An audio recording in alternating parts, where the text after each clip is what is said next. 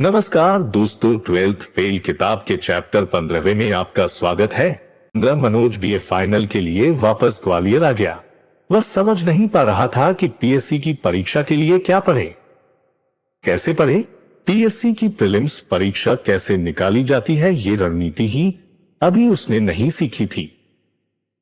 मुख्य परीक्षा और साक्षात्कार तो फिर बहुत दूर की बात थी। उसके आसपास कोई भी ऐसा सीनियर नहीं था जिसने पीएससी की परीक्षा पास की हो। उसे अभी तक पूरे ग्वालियर में ऐसा कोई ग्रुप नहीं मिला था जो पीएससी की गंभीर तैयारी कर रहा हो। इस कारण वह पीएससी के लिए अभी तक दिशाहीन पढ़ाई ही कर रहा था। एक दिन कॉलेज में जगमोहन ने मनोज से कहा कि उसके एक परिचित सीनियर है जिनका इस साल की पीएससी का प्रीलिम्स एग्जाम क्लियर हो गया है और वह मुख्य परीक्षा की तैयारी कर रहे हैं। मनोज उन सीनियर से मिलने का मौका गंवाना नहीं चाहता था। दीनदयाल नगर में किराए के एक कमरे में वह भाई साहब रहते थे। मनोज और जगमोहन उनके कमरे पर पहुंच गए। दोपहर के 2 बज चुके थे। दरवाजा अंदर से बंद था। जगमोहन ने दरवाजा खटखटाने के लिए हाथ बढ़ाया। अचानक जगमोहन की नजर दरवाजे पर चिपकी एक स्लिप पर पड़ी, जिस पर भाई साहब का टाइम टेबल लिखा था। सुबह 8 से 1 पढ़ाई, 1 से 2 भोजन, 2 बजे से 3 आराम, कोई दरवाजा न खटखटाए, 3 से 7 पढ़ाई, 7 से 8 भोजन, 8 से 9 टहलना, 9 से 12 पढ़ाई। जगमोहन ने जोर से स्लिप की इबारत पढ़ी। टाइम टेबल के अनुसार यह समय भाई साहब के आराम करने समय था, इसलिए दोनों ने 3 बजे तक गेट के पास बैठकर और बाहर टहलकर अपना वक्त गुजारा। ठीक 3 बजे भाई साहब का दरवाजा खुला। दरवाजे पर परिचित जगमोहन को देखकर भाई साहब ने मुस्कुराकर दोनों को अंदर कमरे में बुला लिया। अंदर बैठने के लिए जगह नहीं थी। पूरे पलंग पर किताबें फैली हुई थी, कुछ खुली हुई थी, कुछ बंद थी। पूरे कमरे में भारत, विश्व और मध्य प्रदेश के नक्शे लगे हुए थे। कमरे में कुछ नोट्स भी चिपके हुए थे, जिसमें संविधान के मूल अधिकार, इतिहास के राजाओं के शासनकाल, विभिन्न विटामिन की कमी से होने वाली बीमारी की जानकारी लिखी हुई थी। दोनों लोग किताबें, कॉपी, रजिस्टर, पेन, पेंसिल सरकाकर पलंग पर बैठ गए। भाई साहब ने अपना सर घुटवा लिया था। जगमोहन को घुटा हुआ सर देखकर भाई साहब के परिवार में किसी के मरने की आशंका हुई। उसने भाई साहब से पूछा, भाई साहब क्या घर में गमी हो गई है? भाई साहब को शायद इस तरह के प्रश्न दूसरों ने पहले भी पूछे थे। वह इस प्रश्न के अभ्यस्त थे। उन्होंने अपने सर पर हाथ फेरते हुए जवाब दिया, नहीं, बालों से पढ़ाई में डिस्टर्ब होता था, इसलिए कटा दिए। मनोज को समझ नहीं आया कि बाल कैसे पढ़ाई को डिस्टर्ब कर सकते हैं। भाई साहब दोनों के चेहरों पर चिपके प्रश्न चिन्ह पहचान गए। अरे, बालों के कारण रोज नहाना पड़ता था। अब किसके पास रोज नहाने का टाइम है? नहाने के बाद भी बाल सुर्खाते, कंघा, हजार झंझट है। अब पढ़ाई करें या ये सब करें, इसलिए बाल ही कटा दिए।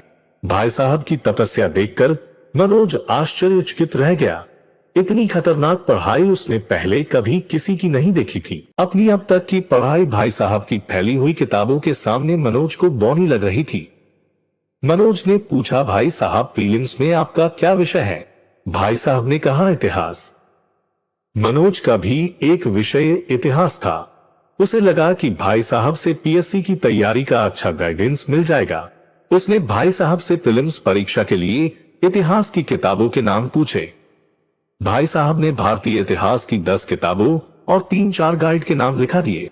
प्रीलिम्स परीक्षा के दूसरे जरूरी विषय सामान्य अध्ययन के लिए किताबों के नाम लिखा दिए।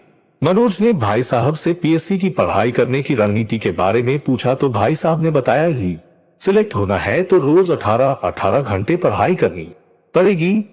सोना, खाना पीना सब भूलना पड़ेगा।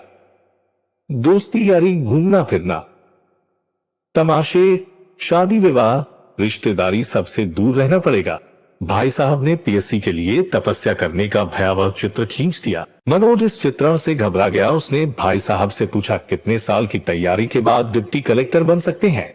भाई साहब ने उसकी शक्ल देखी और हंसते हुए कहा, पीएससी में नायब तहसीलदार, ब्लॉक ऑफिसर या सेल टैक्स इंस्पेक्टर आदि बनने के लिए 5 से 7 साल लग जाएंगे। डिप्टी कलेक्टर तो भाग्य से विरले लोग ही बनते हैं। जीवन के सारे सुख त्याग कर लगातार 5 साल रोज 18 घंटे पढ़ने के बावजूद भाई साहब डिप्टी कलेक्टर बनने का सपना नहीं देख पा रहे थे। भाई साहब ने डिप्टी कलेक्टर बनने की जिम्मेदारी भाग्य को सौंप दी थी। मनोज को समझ नहीं आ रहा था कि क्या पीएससी सच में इतनी कठिन है जितनी भाई साहब बता रहे हैं। मनोज तो सोच रहा था कि 1-2 साल में मेहनत करके वह पीएससी निकाल लेगा, पर भाई साहब ने तो अलग ही समय सीमा तय कर दी।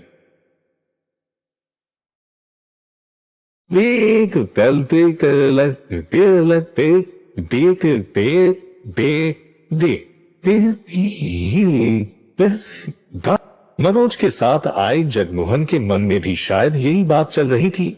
उसने भाई साहब से कहा, भाई साहब मुझे लगता है कि मैं ज्यादा से ज्यादा 2 या 3 साल में मेहनत करके पीएससी की परीक्षा पास कर लूंगा। शुरू में मुझे भी यही लगता था जग्गू, पर ऐसा होता नहीं है। भाई साहब ने कहा। 3:30 पर ठीक आधा घंटे के बाद भाई साहब ने अपनी इतिहास की किताब उठा ली और पढ़ने लगे। दोनों लड़के एक दूसरे का मुंह ताकने लगे। भाई साहब ने बोलना बंद कर दिया, जैसे रिकॉर्ड की हुई कैसेट में भरी हुई रिकॉर्डिंग खत्म हो गई हो। जगमोहन ने दरवाजे पर लगे टाइम टेबल को देखा तो उसमें 3:30 बजे इतिहास पढ़ने का वक्त था। घड़ी की सुई 3:30 बजा रही थी। भाई साहब ने इतिहास की किताब खोल ली थी। रोज समय की इस पाबंदी से हतप्रभ रह गया। दोनों लड़के खड़े हुए और भाई साहब को नमस्ते करके कमरे के बाहर निकल आए। भाई साहब ने अपनी किताब में नजर गड़ाए दोनों को बस अपनी गर्दन हिलाकर विदा कर दिया। चैप्टर 15वां समाप्त हुआ। अब चैप्टर 16वें में मिलते हैं। धन्यवाद।